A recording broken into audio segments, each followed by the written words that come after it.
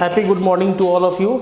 Now today last class तक हम लोग जो स्टडी किया था उसी सीरीज़ में आगे बढ़ते हुए हम लोग नेक्स्ट टॉपिक डिस्कस कर रहे हैं। देखिए बच्चों, तो आज हम लोग पढ़ेंगे एक सिलेंड्रिकल वायर में अगर करंट फ्लो कर रहा है, जैसे सोचिए आप एक सिलेंडर है, आप ऐसे सोच लें सिलेंडर है और सिलेंडर हॉलो सिलेंडर है। कैसा है?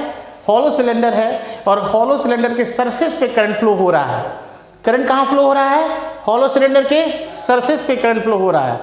तो अगर आप ऐसे देखिए, हमारे पास एक सिलेंड्रिकल ऑब्जेक्ट है और अंदर कोई करंट नहीं है और करंट कहाँ है बच्चों?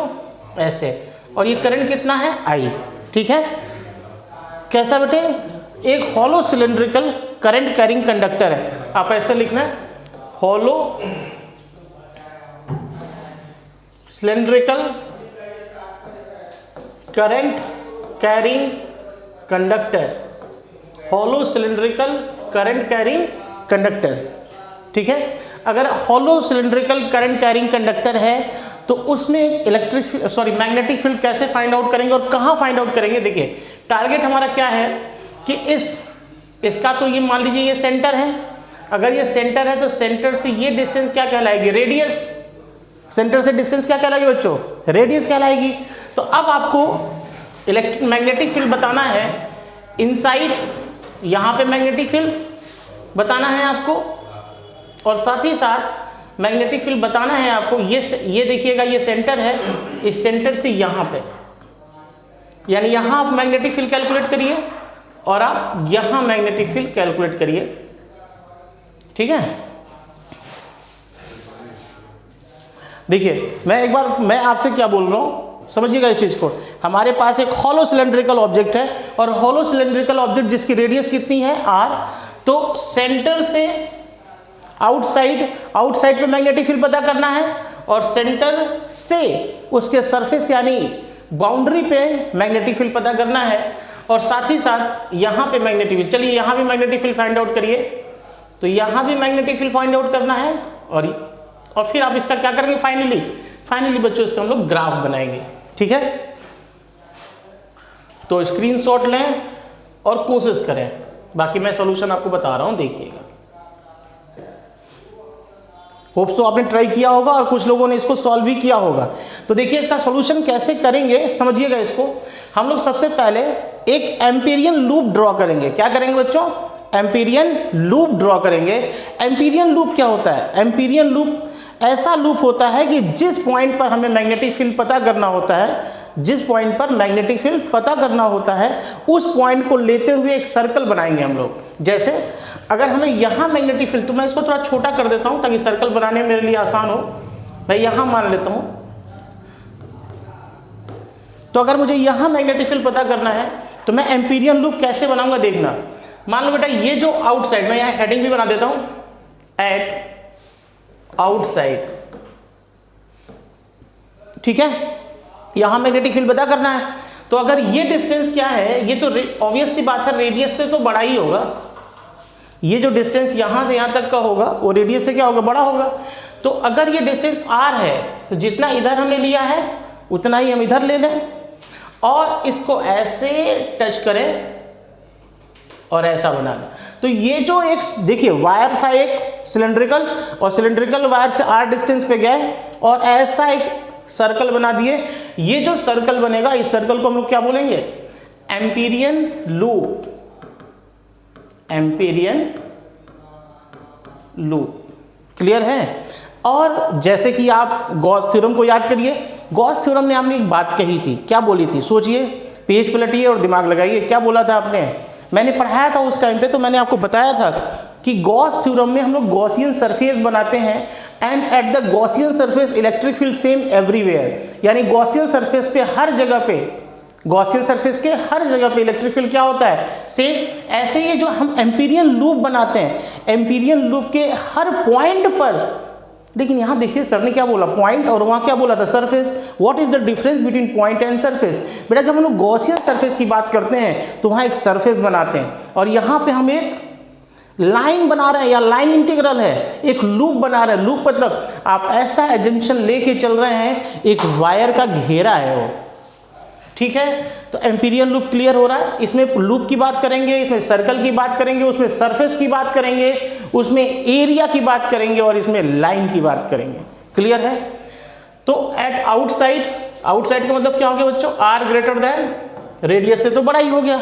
अब सोचिए अगर मैं इसका आपको टॉप व्यू दिखाऊं तो टॉप व्यू कैसा दिखाई देगा, आपको ऐसा दिखाई देगा।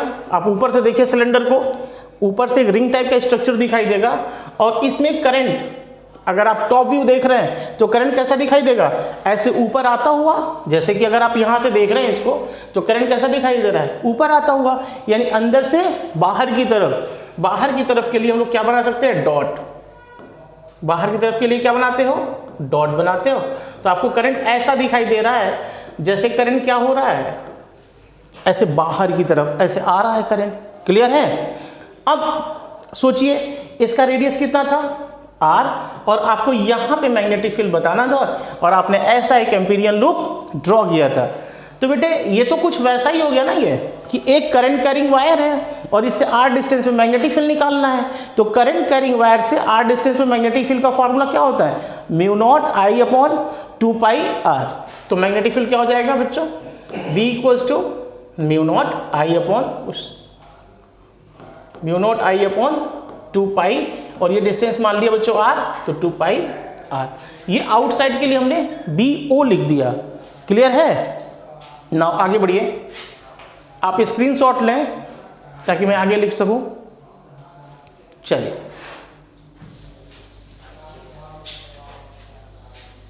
अब देखिए, अगर हम लोग किसकी बात करें, एट सरफेस की बात करें, एट सरफेस आ जाइए, आप सरफेस पे आ जाइए। सरफेस पे, सरफेस की बात करें तो सरफेस पे ये जो आर है ये किसके बराबर हो जाएगा, आर टेंड्स टू आर। तो मैग्नेटिक फील्ड क्या हो जाएगा, B equals to mu naught I upon 2 pi, और ये जो छोटू आर था क्या हो जाएगा, कैपिटल आर हो जाएगा। और ये किसकी बात हो रही है, सरफेस की। कॉपी करें। चलिए अब बात होती है एट इनसाइड। ये आपको थोड़ा सा यहां मेहनत करना है और यहां आपको आनंद भी आने वाला है।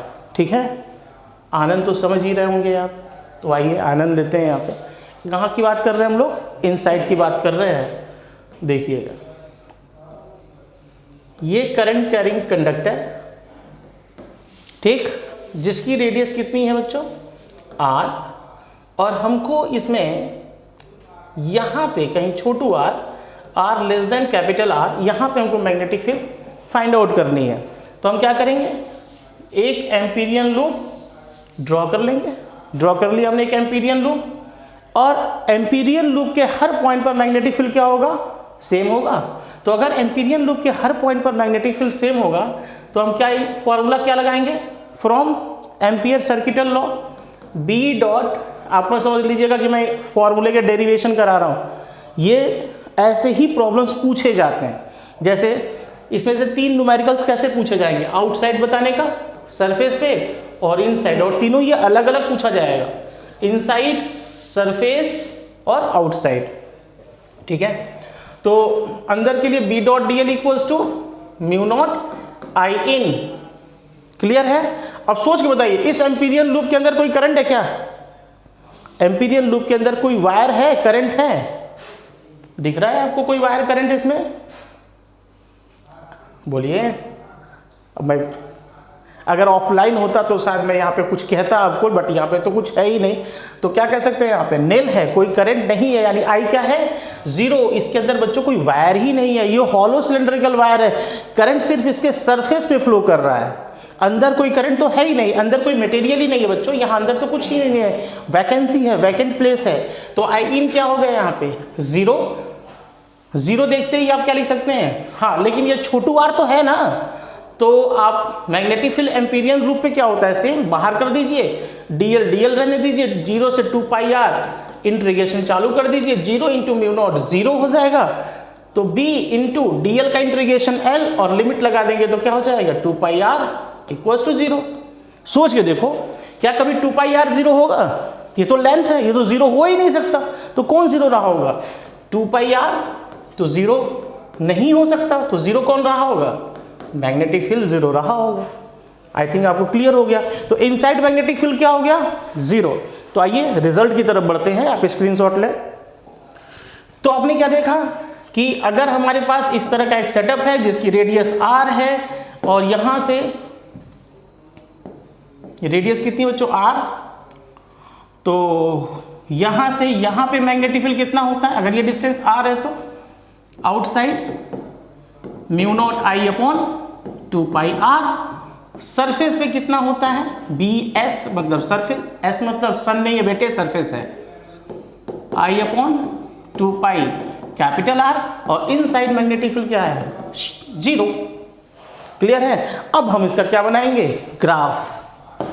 कौन सा graph? Magnetic field versus R का ग्राफ बनाएंगे। देखिए अगर आप ध्यान से देखें ना तो पूरी जिसपे फिजिक्स का हवा बना के चल रहे हैं आप, बहुत ही आसान होती है। बस आप चीज़ों को एक बार रिकॉल करें, एक, मैंने बार बार नहीं बोला, एक बार, और एक बार का मतलब ढंग से रिकॉल करें, बस उसको देखते चले आप, सीक्वेंस में जोड़ते चले, फिर आपको लगेगा कि वाह क्या आप सब्जेक्ट पढ़ रहे हैं। भूल जाएंगे बायो पढ़ना और भूल जाएंगे आप क्या, वो केमिस्ट्री पढ़ना, आपको अच्छा ही लगेगा सिर्फ फिजिक्स। और एक बार सोचेंगे जरूर यार हमने बायो क्यों लिया था, समझ रहे हैं आप? बायो क्यों लिया था हमने, आपको लगेगा कि यार हमें मैथ्स लेना चाहिए था। और वास्तव में सब कुछ तो यही है, दुनिया जहान की चीज़ें फील कर रहे हैं, प्रूफ कर रहे हैं, वहाँ तो चीज़ें होती हैं। चीज़ें यहाँ होता नहीं है, यहाँ चीज़ें दिखाई जाती है। ऐसा होता है तो क्यों होता है? पूछना केमिस्ट्री वाले, कभी इलेक्ट्रॉन दिखा सकते हैं क्या? बोलते हैं ये इलेक्ट्रॉन ट्रेवल कर गया, फ्री रेडिकल बन गया, कभी यहाँ ऐसा बोला है क्या? मैंने जो बोला है वो प्रूफ करके दिखाया है। समझ आ रहा है आपको? चलिए तो खैर ग्राफ बनाते हैं इसका। आइए ग्राफ जब बनाएंगे तो जरा देखिएगा, क्या अंदर यहां से लेके, अच्छा नाराज मत होइएगा, मैंने बस ये कमेंट किया वजह से, यहां से लेके यहां तक मैग्नेटिक फील्ड क्या है? जीरो। तो अगर यहां से लेके यहां तक मैग्नेटिक फील्ड जीरो है तो आपने यहां तक जीरो कर दिया, ठीक। अब जैसे ही सरफेस पे आए मैग्नेटिक फील्ड बूम कर गया और ये इतना हो गया, इसकी कुछ वैल्यू तो होगी, 10 Tesla, 2 Tesla, 4 Tesla, 5 Tesla, what ever, कुछ तो वैल्यू होगी यार। तो ये जैसे ही आप सरफेस पे आए मैग्नेटिक फील्ड बूम कर गया और ये यहां आ गया, और जैसे ही आप सरफेस से दूर जा रहे हैं, ये देखिए R बढ़ेगा तो मैग्नेटिक फील्ड घटेगा, इनवर्स का रेशियो बच्चे। तो R के बढ़ने से मैग्नेटिक फील्ड घटेगा। ग्राफ ऐसा बन गया, आप चाहें तो इसको ऐसे ज्वाइन कर दें, ठीक है। ग्राफ समझ आ गया होगा आपको। तो ये क्या था? यहां से यहां तक, यहां से यहां तक वाला जो एरिया था वो क्या है? इनसाइड। ये वाला जो एरिया वो क्या है? सरफेस। और ये वाला जो यहां से हम लोग यहां ट्रेवल कर रहे हैं, ये क्या है? जैसे जैसे दूर जाओगे वैसे वैसे मैग्नेटिक फील्ड कम होता चला जाएगा। होप सो आपको समझ आ गया होगा। ये ग्राफ बहुत ही इंपॉर्टेंट है। देखिए जेईई में तो पूछा ही जाता है। ये नीट के एग्जाम में अगर आप ध्यान से देखें तो इलेक्ट्रिक फील्ड में मैंने ऐसे 4 ग्राफ पढ़ाए हैं और 4 या 6 ग्राफ मैग्नेटिक फील्ड में होगा। ये 10 ग्राफ में से 2 या 3 ग्राफ तो एवरी ईयर किसी ना किसी एग्जाम के पेपर में पढ़ा ही दिखाई देगा आपको, ठीक है। तो आप इसको समझ लें। अच्छा इसमें रटने की जरूरत नहीं है, आप सीधे एम्पियर सर्किट लॉ लगाएं। R डिस्टेंस पे इतना, यही R को कम करते जाएंगे, इस R को छोटा करते जाएंगे, तो सरफेस पे आते ही R क्या बन जाएगा? R, और अंदर मैग्नेटिक फील्ड क्या है बच्चों? जीरो, ठीक है। निपट गया। चलिए आगे बढ़ते हैं। नेक्स्ट देखिए बच्चों, मान लीजिए इस बार जो हमारा सिलेंड्रिकल वायर है वो इस तरह का है, करंट इसके अंदर भी फ्लो कर रहा है। मैं समझाता हूं, बिल्कुल आप परेशान मत होइएगा, ठीक है। करंट कितना है? I, और ये सेंटर और रेडियस कितना है? R। मैं कलर चेंज कर देता हूं, ये सेंटर, ये रेडियस कितना? R। आइए चलिए बात करते हैं। देखिए आप ऐसा सेटअप कहाँ देख रहे हैं? लाइफ में कभी ऐसा सेटअप देखा है? बिल्कुल देखा। अपने घरों में जो वायर होता है, वो घरों में वायर एक वायर नहीं होता, कई सारे पतले पतले वायर का एक गुच्छा होता है, एक बंडल होता है, एक बंच होता है। That was this. क्लियर है? ये वही है बच्चों, ये वही है। तो अगर आप इसको वही समझ के ट्रीट कर रहे हैं तो आप समझ रहे हैं कि वायर है तो करंट फ्लो कर रहा है, करंट फ्लो करेगा तो चारों तरफ मैग्नेटिक फील्ड बन जाएगा, इतना तो आपको पता ही है। अगर इसके चारों तरफ मैग्नेटिक फील्ड बन गया तो आपसे क्या पूछा जा सकता है? देखिए सेम वही सवाल कि आउटसाइड मैग्नेटिक फील्ड बताइए, फिर आपसे पूछा जाएगा सरफेस पे मैग्नेटिक फील्ड बताइए, और फिर आपसे पूछा जाएगा इनसाइड मैग्नेटिक फील्ड बताइए। और जैसे ही आप ऐसा कर लेंगे, जैसे ये क्या होगा, आर ग्रेटर देन आर, और इस केस में आप क्या बोल रहे हैं, आर लेस देन आर, और इस केस में क्या है, आर इक्वल्स टू आर। तो 3 केसेस डेवलप हो गए। अब जैसे ही आप बना लेंगे तुरंत आपसे अगला सवाल दाग दिया जाएगा कि आर ये है और ये क्या है, बी, तो आप बी और आर का क्या बना दे, ग्राफ। और इसके बाद इससे और क्या पूछेंगे, किसकी औकात है इससे तो पूछने की भाई इसमें अब, और क्या बचा ही क्या इसमें, अब सारी पीएचडी तो आप कर ही रहे हैं। तो स्क्रीन को पॉज करें, आंसर फाइंड आउट करने की कोशिश करें, और हेडिंग क्या बनाएंगे, bunch conductor, bunch cylindrical current carrying conductor. Triple C का मतलब क्या हुआ, क्रैश कोर्स नहीं बेटे, सिलेंड्रिकल करंट कैरिंग कंडक्टर, ठीक है, नोट कर लीजिएगा। चलिए आइए स्क्रीन को पॉज करें और आंसर लिखने की कोशिश करिएगा। आइए मैं इसका सॉल्यूशन दे रहा हूं आपको। देखिए आप सोच के देखो, हमने ये इस पूरे बंच में करंट कितना मान लिया है, आई। पूरे बंच में कितना करंट फ्लो कर रहा है, आई। तो अगर ये मेरे पास बंच केबल है और मैं इसे दूर से देख रहा हूं तो मुझे घंटा फर्क पड़ेगा इसमें कितने वायर हैं यहाँ पे। मैं तो दूर से एक करंट देखूंगा, एक करंट कैरिंग वायर है और इससे आर दूरी पर मैग्नेटिक फील्ड निकाल। यहाँ से अगर मैग्नेटिक फील्ड निकाल रहे तो क्या बनाएंगे, एम्पीरियन लूप बना देंगे। एम्पीरियन लूप बनाएंगे और फिर वही वाला फॉर्मूला लगाएंगे। बट हमारे पास इतना, हम भावी इंजीनियर्स हैं, हम इतना सोचने की जरूरत ही नहीं है। हम सीधे फॉर्मूला क्या यूज करेंगे, B outside equals to mu naught I upon 2 pi r. और हाँ यहाँ जरूर लिख दीजिए आप आर ग्रेटर देन आर। इस बात का क्या मतलब है, ये जो आर है वो रेडियस से बड़ा है। तो आउटसाइड आपने कैलकुलेट कर लिया, वही एम्पीरियन लूप। और सरफेस की जहां तक बात है बच्चों, जो जब सरफेस पे लिखने जाएंगे तो सरफेस में यही आर, ये जो छोटू आर है वो क्या हो जाएगा, r tends to capital R. सोचिए ये आर कम होते होते रेडियस के बराबर हो गया। तो आप बी सरफेस सब पढ़ चुके हैं हम लोग, इलेक्ट्रोस्टैटिक में लगभग वही चीजें रिकॉल हो रही हैं। तो 2 पाई आर, क्लियर। अब बात आती है इनसाइड की। क्या इनसाइड 0 होगा, सोच के बताइए, इनसाइड 0 होगा। क्यों 0 होगा बच्चे, अगर आप ध्यान से देखो तो जैसे ही इनसाइड की बात होगी, आप एक एम्पीरियन लूप बनाओ तो क्या इस लूप के अंदर करंट कैरिंग कंडक्टर हैं, ऑफ कोर्स है। अगर करंट कैरिंग कंडक्टर है तो कभी मैग्नेटिक फील्ड 0 नहीं होगा। तो मैग्नेटिक फील्ड 0 नहीं होगा तो कितना होगा, चलिए कैलकुलेट करके देखते हैं। तो इनसाइड के लिए, ये तो सरफेस हो गया, आउटसाइड हो गया, इनसाइड के लिए थोड़ा सा कैलकुलेशन इन्वॉल्व हो जाता है। क्या लिखेंगे हम लोग इनसाइड के लिए, अगेन वही B dot D L equals to mu naught I in. Clear है। मैग्नेटिक फील्ड क्या है, एम्पीरियन लूप पे हमेशा कांस्टेंट होता है, तो बाहर बुला लीजिए। तो मैग्नेटिक फील्ड क्या आ गया। अच्छा एक चीज और, कोई बोलेगा सर बच्चा तो ये बोल सकता है ना B dot D L vector quantity है, ओपन कर लो, क्या फर्क पड़ता है। B D L cos theta आ जाएगा बच्चे, equals to mu naught I in हो जाएगा। यही ना होगा, वेक्टर के फॉर्म में ओपन कर लीजिए। थीटा क्या है, थीटा है बी और डी एल के बीच का एंगल। ये सोचिए, ये करंट कैरिंग कंडक्टर, इसके चारों तरफ मैग्नेटिक फील्ड, तो अगर ये बी की डायरेक्शन है तो यही किसकी डायरेक्शन होगी, डीएल की। तो थीटा कितना हो जाएगा, 0। फर्स्ट लेक्चर में देखिए वहां मैंने खूब बोला है इसको। तो थीटा इक्वल्स टू 0, और जैसे थीटा 0, कॉस 0 की वैल्यू क्या हो गई, 1। तो इसकी वैल्यू कितनी हो गई, 1। तो यहाँ बचा कितना, ये तो बचा सिर्फ बी डी एल इक्वल, वही मैं लिख रहा था, म्यू नॉट आई इन। ठीक है, आई इन का मतलब क्या हुआ, इनसाइड करंट। ठीक है, तो स्क्रीनशॉट ले लें ताकि मैं आगे बढ़ सकूं। आइए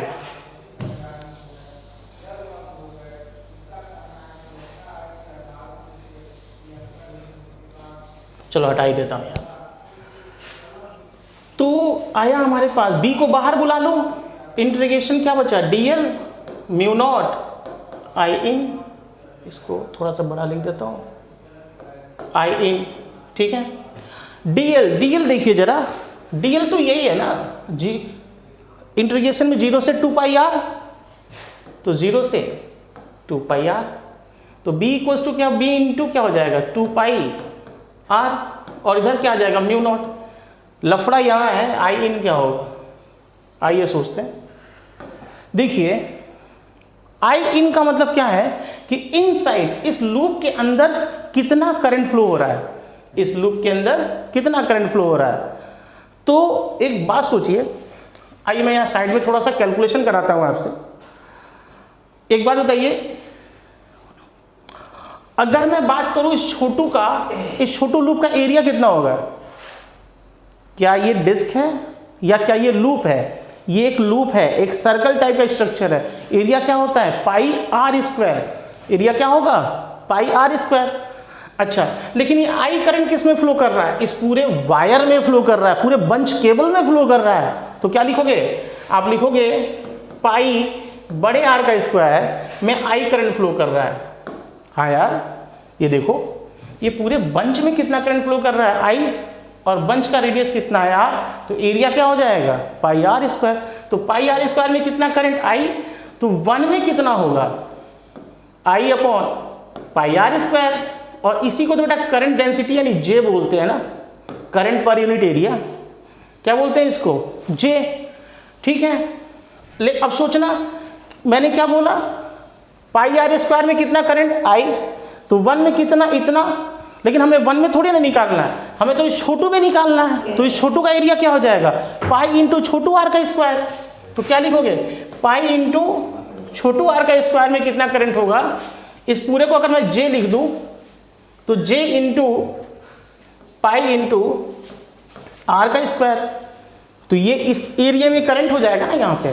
तो आई इन की जगह क्या लिखेंगे आप, pi R square into J लिख देंगे आप। ठीक है, अब ये आर कैंसिल, पाई कैंसिल, तो फॉर्मूला क्या आ गया, बी इक्वल्स टू आ गया mu naught R into J upon 2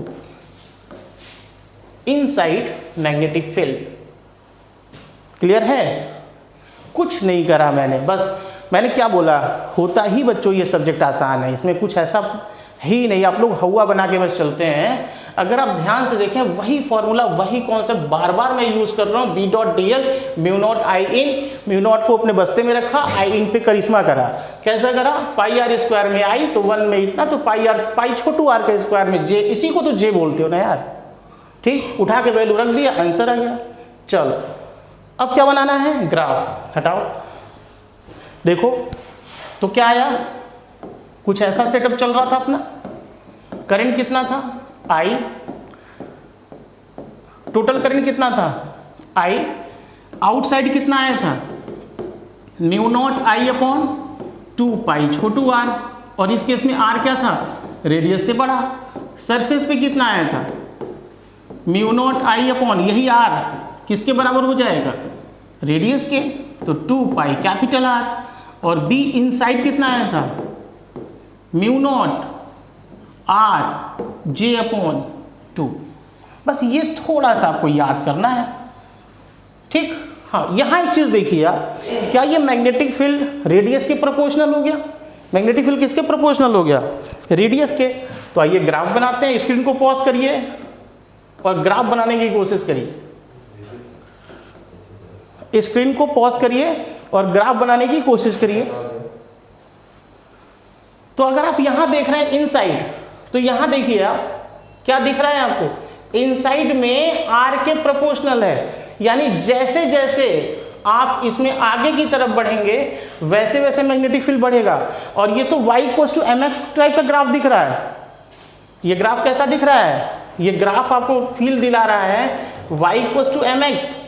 y equals to mx क्या होता है, लाइन पासिंग थ्रू ओरिजिन, तो लाइन पासिंग थ्रू ओरिजिन, आपका ग्राफ क्या हो गया, ऐसा हो गया। और ये ग्राफ कहां से कहां तक है बच्चों, ये ग्राफ है इनसाइड, ये ग्राफ है इनसाइड। ठीक, उसके बाद सरफेस पे तो इतना हो गया, और सरफेस से दूर जाते ही b प्रोपोर्शनल टू 1/r, जैसे जैसे r बढ़ेगा वैसे वैसे मैग्नेटिक फील्ड घटेगा। तो ये ग्राफ कैसा बन जाएगा बच्चों, ये ग्राफ आगे ऐसा, और दूर जाते जाते मैं फिर से दोबारा बना देता हूं, ये दूर जाते जाते ग्राफ क्या हो जाएगा, खत्म हो जाएगा। ठीक है, तो ये क्या है, आउटसाइड प्रोपोर्शनल टू 1/r, और ये क्या है, इनसाइड प्रोपोर्शनल टू r। ठीक है, try to draw it and take a screenshot. Okay, चलो बेटा आगे बढ़ते हैं। तो ये हो गया आपका। अब कुछ एक और एडिशनल प्रॉब्लम देखिए, हॉलो सिलेंडर हो गया, सॉलिड सिलेंडर हो गया, सवाल यहीं से आ जाते हैं। ठीक है, बट कभी कभी क्या होता है, कुछ इस तरह के भी सवाल पूछे गए हैं, वेरिएबल करंट के प्रॉब्लम होते हैं वो। तो मैं यहाँ लिख रहा हूँ वेरिएबल करंट, या वेरिएबल करंट डेंसिटी कर दें, current density, variable current density. समझिएगा, मैं कुछ ऐसा बना रहा हूं, ध्यान से देखिए, ये ऊपर इनफाइनाइट तक गया और नीचे इनफाइनाइट तक, और ये कुछ ऐसे वायर इसमें हैं, बट जरा ध्यान से देखिएगा, यहां वायर पास पास है, यहां वायर क्या है बच्चों, पास पास, और जैसे दूर जा रहे हैं वायर की डेंसिटी क्या हो गई है, कम हो गई है। ठीक है, करंट कैसे फ्लो कर रहा है, ऐसे फ्लो कर रहा है, करंट ऐसे फ्लो कर रहा है नीचे से ऊपर की तरफ, और शुरू में वायर की डेंसिटी क्या है, ज़्यादा, और फिर वायर की डेंसिटी क्या हो गई है, कम। तो इसी चीज़ को बेटा अगर मैं ऐसे बनाऊं तो मैं ऐसे दिखा सकता हूं ना कि यहाँ पे वायर क्या है, इस एरिया में वायर की डेंसिटी क्या है, ज़्यादा, और इस एरिया में वायर की डेंसिटी क्या है, कम। जैसे यहाँ पे वायर की डेंसिटी बहुत ज़्यादा है, तो यानी ये वेरिएबल करंट डेंसिटी का प्रॉब्लम हो गया। क्लियर? ठीक है, अब आपसे ये पूछा गया कि ये सेंटर है, और इस सेंटर से r/3, सेंटर से कहाँ पे, r/3 डिस्टेंस पे, जबकि इसका रेडियस कितना है बच्चों, r/3 डिस्टेंस पे मैग्नेटिक फील्ड कैलकुलेट करिए। ठीक है, सेंटर से r/3 डिस्टेंस पे क्या बताना है, मैग्नेटिक फील्ड कैलकुलेट करना है। ठीक, स्क्रीन को पॉज करिए, आंसर बताने की कोशिश करिए।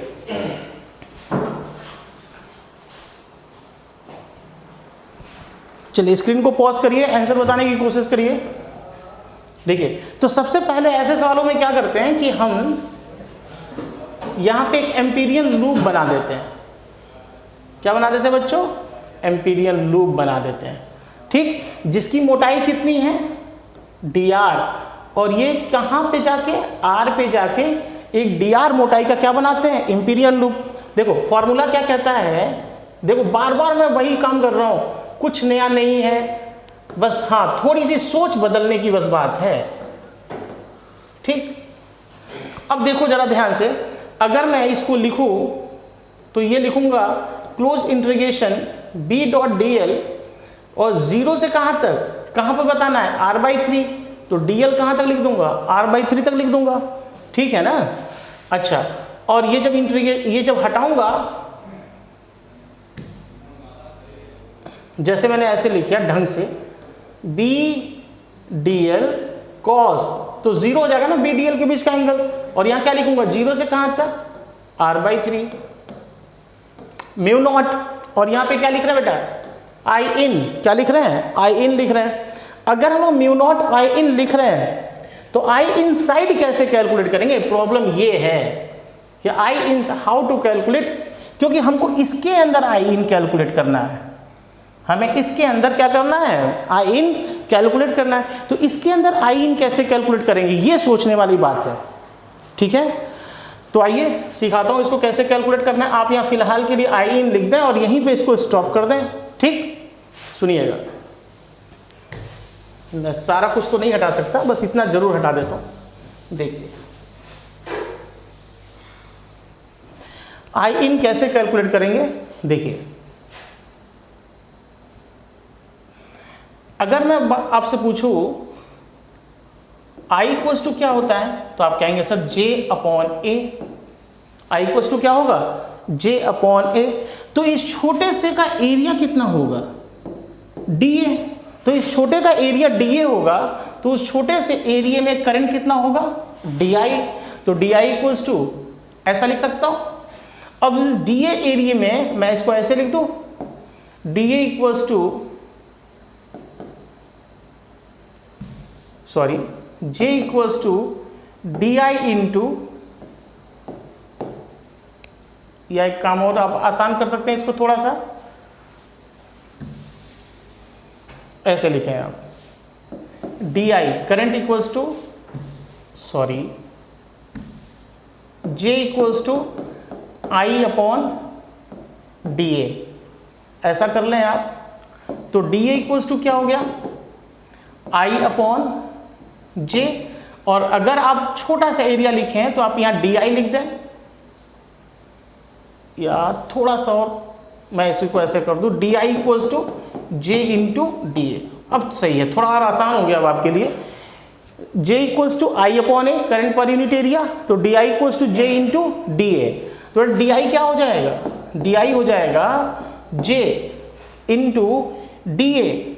अब डी ए क्या लिखेंगे, ध्यान सुनिएगा, 2 pi R into D R, 2 pi R into D R. अब सवाल ये उठता है कि हमको तो आई चाहिए, तो दोनों साइड क्या कर दें, इंटीग्रेट। तो इंटीग्रेट करते ही डी आई का इंटीग्रेशन क्या हो जाएगा, आई।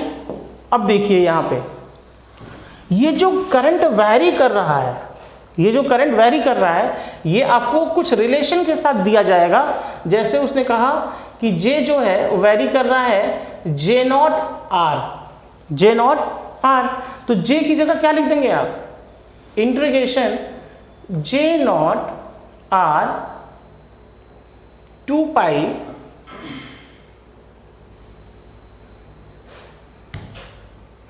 इसको भी छोटू आर कर रहे हैं, 2 पाई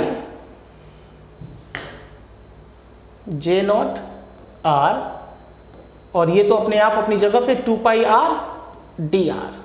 ठीक, अब ये क्या हो जाएगा, आई इक्वल्स टू, देखिए जे नॉट बाहर, 2 पाई बाहर, बचा कितना, आर स्क्वायर डी आर। ठीक है, अब हमको कहाँ तक चाहिए था, r/3 तक चाहिए था, तो 0 से कहाँ तक लिख देंगे, r/3। क्लियर है, तो i इक्वल्स टू क्या हो जाएगा, 2 पाई जे आर स्क्वायर का इंटीग्रेशन r³ अपॉन 3, और इंटीग्रेशन की लिमिट 0 से r/3। तो i इक्वल्स टू क्या हो जाएगा, 2 पाई जे अपॉन 3, और r³ सब सही चल रहा है बिल्कुल। तो ये क्या हो जाएगा, एक बार हो जाएगा r/3 का होल क्यूब माइनस 0 का होल क्यूब, और ये ऐसा। ठीक है, अब यहां से करंट की वैल्यू निकल आएगी। तो स्क्रीनशॉट लें, मैं आगे बढ़ जाऊं। देखिए बस थोड़ा सा कैलकुलेटिव है, और एक बार अगर आप इस कैलकुलेटिव को सीख गए तो फिर आपको कहीं कोई बहुत ज़्यादा आफत नहीं आने वाली है। तो i इक्वल्स टू जो आया वो आया 2 पाई j/3, 2 पाई j/3, और ये हो जाएगा बच्चों, ये हो जाएगा r³ अपॉन 27। तो ये हो जाएगा आपका r³ अपॉन 27। ठीक है, तो इसको मल्टीप्लाई करें या ना करें, आप इसको ऐसे ही छोड़ दें, तो ये आपकी किसकी वैल्यू आ गई, आई इनसाइड की वैल्यू आ गई। ठीक, क्योंकि ये बाद में हो सकता है कट जाए। अब हमारा फॉर्मूला क्या था, B.dl cos 0 degree equals to mu naught I in की जगह अभी मैं यही रहने देता हूँ आई इन। अब सोचो बेटा, B बाहर हो जाएगा, इसकी वैल्यू 1 हो जाएगी, और इंटीग्रेशन क्या बचेगा, dl म्यू नॉट आई इन, और dl का लिमिट कहाँ से कहाँ तक, 0 से कहाँ तक चाहिए था हमको, r/3 तक। तो ये कितना हो जाएगा, b dl। हाँ एक चीज़ और, dl r/3 की जगह हम लोग क्या लिखेंगे, 2 पाई, क्योंकि हम सर्कमफ्रेंस की बात कर रहे हैं ना, तो हम क्या लिखेंगे, 2 पाई r/3। तो ये हो जाएगा b dl की जगह 2 पाई r/3 और यहाँ क्या लिख देंगे म्यू नॉट आई इन। बस अब इसकी वैल्यू उठाइए यहाँ रख दीजिए, ये आपका आंसर। ठीक, स्क्रीनशॉट ले लें। तो देखिए इस तरह के कैलकुलेटिव सवाल आते हैं जिसमें कहीं कोई प्रॉब्लम नहीं होनी चाहिए। नेक्स्ट न्यूमेरिकल देखिए, जैसे मान लीजिए कि अगर अगला सवाल हमने लिया और इसमें भी कुछ वायर ऐसे ही जा रहा था जिसमें करंट ऐसे फ्लो कर रहा है अपर साइड में, और इस बार बोल गया J equals to J naught R square, J naught R square, और आपसे कहा गया कि यहाँ से r/2 डिस्टेंस पर मैग्नेटिक फील्ड बताइए।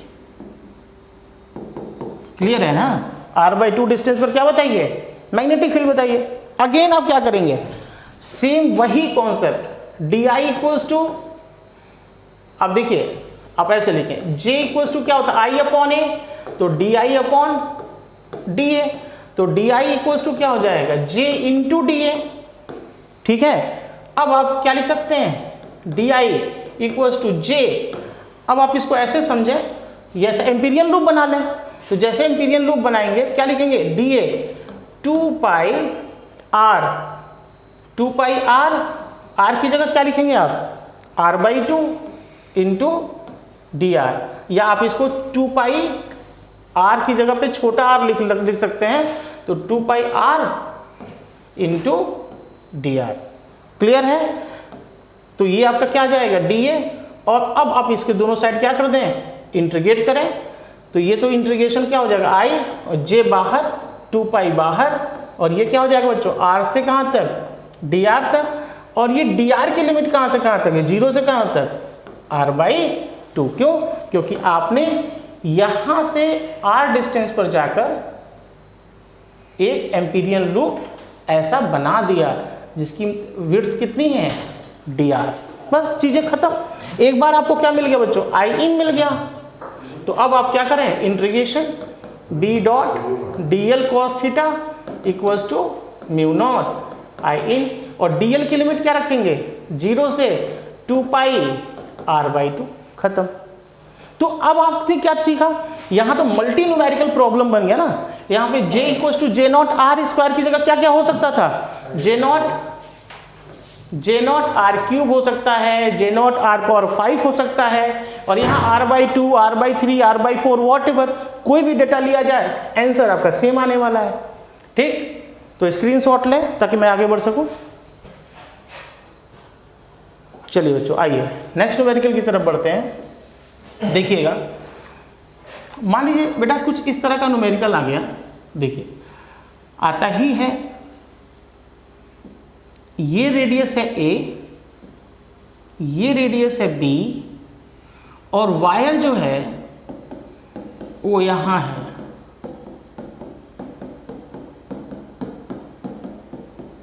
वायर जो है वो यहां है इसके अंदर। ये मैग्नेटिक फील्ड नहीं है, आप समझिए करंट कैरिंग कंडक्टर्स हैं जो अंदर की तरफ है। ठीक है, और आपसे पूछा गया कि इससे r डिस्टेंस पर मैग्नेटिक फील्ड कितना होगा। ठीक है, तो स्क्रीनशॉट लें और ट्राई करें। स्क्रीनशॉट लीजिए और ट्राई करिए। r डिस्टेंस पे क्या बताना है बच्चों, मैग्नेटिक फील्ड बताना है आपको।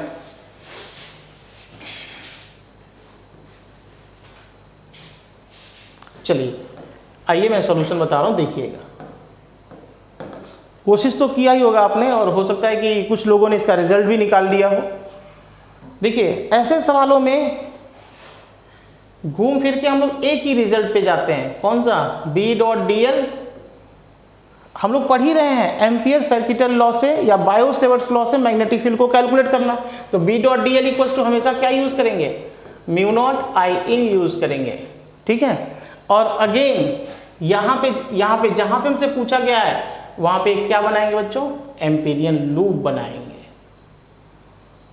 ठीक, जिसकी विड्थ कितनी होगी dr होगी, विड्थ कितनी होगी dr। अब सवाल ये उठता है कि सर I in कितना होगा, तो सबसे पहले आप J निकाल लें। J क्या होगा जे तो होगा आई अपॉन ए, जे क्या होगा आई अपॉन ए। आई कितना है, आई तो आई है, करंट कितना फ्लो कर रहा है इसमें, आई, वो तो दिया रहेगा 2 एम्पियर 3 एम्पियर वॉट एवर। और ए एरिया, कितने एरिया में करंट फ्लो कर रहा है। देखिए ये कैसा स्ट्रक्चर है, अगर हम लोग ध्यान से देखें तो ये एक सिलेंड्रिकल स्ट्रक्चर है, और सिलेंड्रिकल स्ट्रक्चर का एरिया क्या होता है, पाई आर स्क्वायर।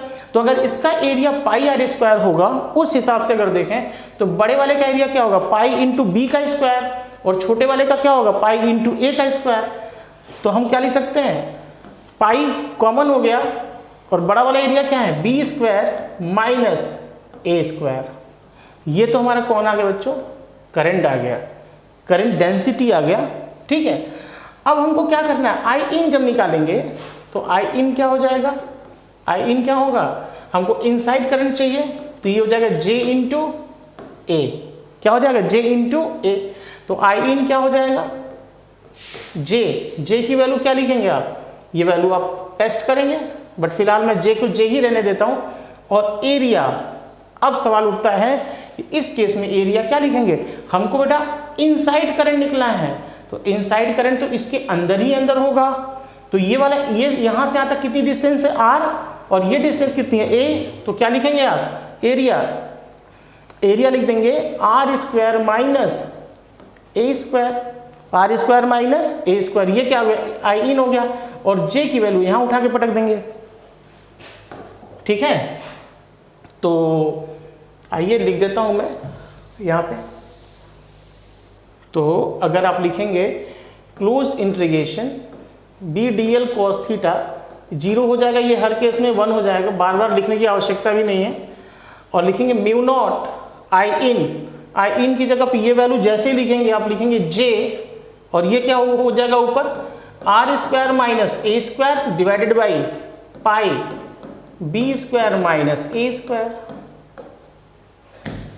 बस। और यहां पे b क्या हो गया बाहर, और dl अगेन dl क्या हो जाएगा, 0 से 2 pi r equals to mu naught, और ये समथिंग समथिंग, खत्म। और यहाँ लिमिट रखिए, कैंसिल करिए, आंसर ले लीजिए। ठीक है, तो देखिए आप फील कर रहे होंगे कि जितने भी न्यूमेरिकल्स कर रहे हैं आप, एक बार आपको आई इन निकालना आना चाहिए। जैसे ही एक बार आप आई इन कैलकुलेट कर लेते हैं, तुरंत आप यहाँ पे जितनी दूरी पे पूछा जाता है उतनी दूरी पे आप इंटीग्रेट करें और आंसर कैलकुलेट कर लें। ठीक, चलिए बच्चों आगे बढ़ते हैं।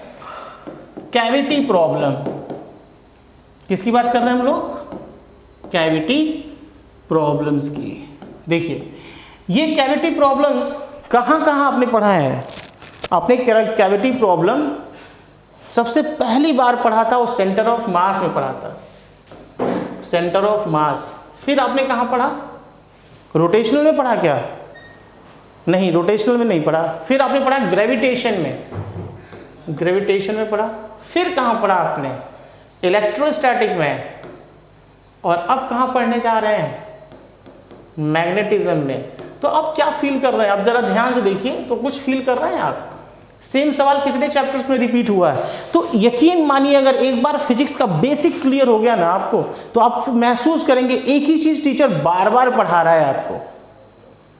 कुछ इसमें ऐसा नहीं है कि बहुत कुछ हाई फाई होता है, हाँ, बट इसमें ऐसे कैलकुलेशन आते हैं और थॉट्स के हिसाब से कैलकुलेशन चलते हैं, तो हम थोड़ा सा little bit worried about that कि हाँ हाउ टू कैलकुलेट। और एक बार अगर हम डर गए तो फिर डर हम पे हावी होता है और चीज़ें समझ नहीं आती हैं। तो जरा ध्यान से देखिएगा, क्या ये cavity problem centre of mass में आया था, बिल्कुल।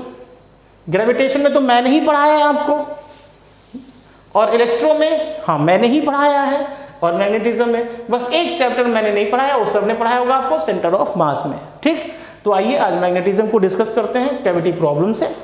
चलिए देखिए, ध्यान समझिएगा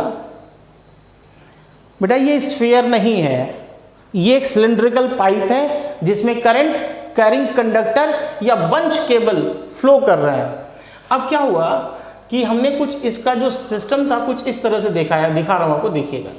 ये रेडियस कितना है 2r, रेडियस कितना है 2r, और यहां से मैंने एक कैविटी काट ली, ठीक है, और इसकी रेडियस कितनी है r,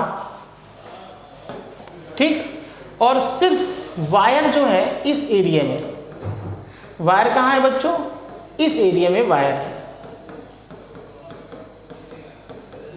वायर कहाँ है, इस एरिया में वायर है, और यहाँ पे क्या है, कैविटी है। अब हमको कहाँ क्या करना है बच्चों, ध्यान सुनिएगा, अब हमको इस पूरे सिस्टम की वजह से, इस पूरे सिस्टम की वजह से 4r डिस्टेंस पर आप समझ लें कि ये यहाँ पे आपको मैग्नेटिक फील्ड फाइंड आउट करना है।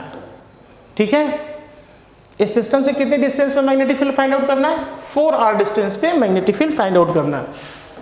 क्वेश्चन लिखा है और सॉल्यूशन बनाने की कोशिश करिए, क्वेश्चन लिखिए, सॉल्यूशन बनाने की कोशिश करिए। चलिए आइए बच्चों, देखो मैं इसी चीज को छोटे में बना दे रहा हूं।